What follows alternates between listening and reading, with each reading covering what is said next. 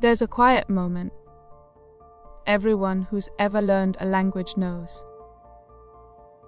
You're sitting somewhere, maybe alone, maybe with the app open in front of you, and you realize you know the word. You knew it yesterday too. You'll probably know it tomorrow. And still, you don't say it out loud. Not because you can't. Because some old, quiet fear tells you it's safer not to. That fear isn't loud. It doesn't announce itself. It just sits there, gently, every single day, asking you to wait a little longer. One more lesson. One more week. One more sign that you're finally ready.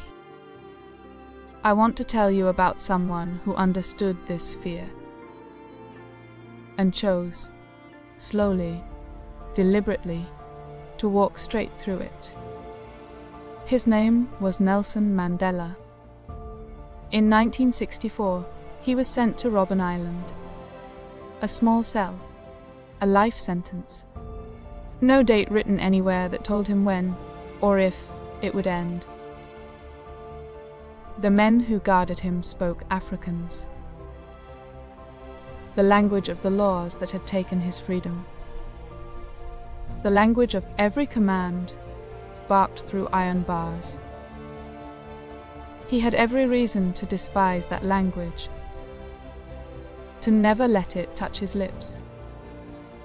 Instead, in that cell, with nothing to gain that anyone around him could see, Nelson Mandela began, quietly, to learn it. Not because anyone asked him to. Not because it would shorten his sentence by a single day. He learned it because he understood something most of us spend a lifetime missing. A language doesn't belong to the people who speak it first. It's simply a door, and he wasn't going to let any door stay closed to him. Not even one built by the very people holding his keys. So, slowly, he began speaking to his guards. Small sentences, at first. A greeting. A question about their families. Their language, offered back to them, gently, in his own voice. And something in those men began, quietly, to shift. They had been trained to see a prisoner, a number, a threat behind bars. What they found, instead, was a man who had taken the trouble to meet them halfway. In their own words, on their own ground.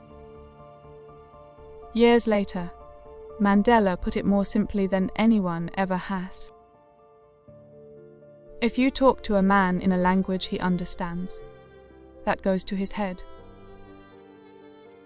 If you talk to him in his language, that goes to his heart. He wasn't talking about vocabulary lists. He was talking about something far bigger.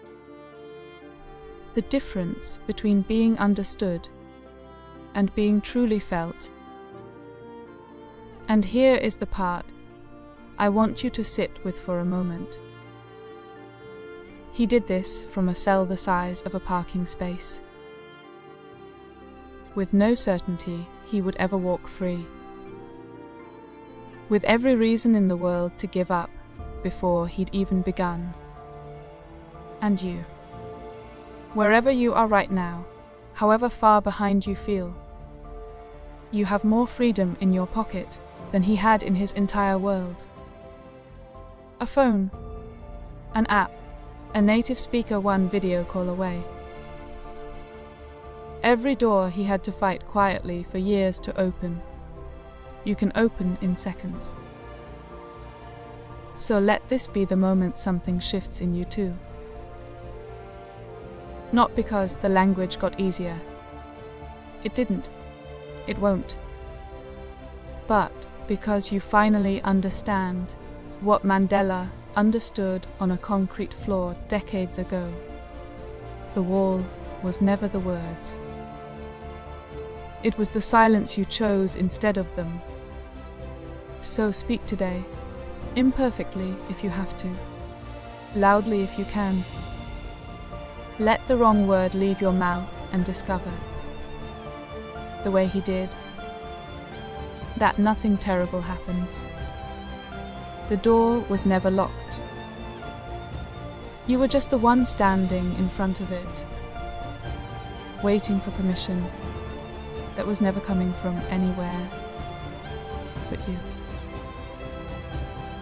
Open it. Today, now, in your own voice. That's how every single fluent person you've ever admired began. Not fluent, not ready, not certain, just willing. And so, starting today, are you?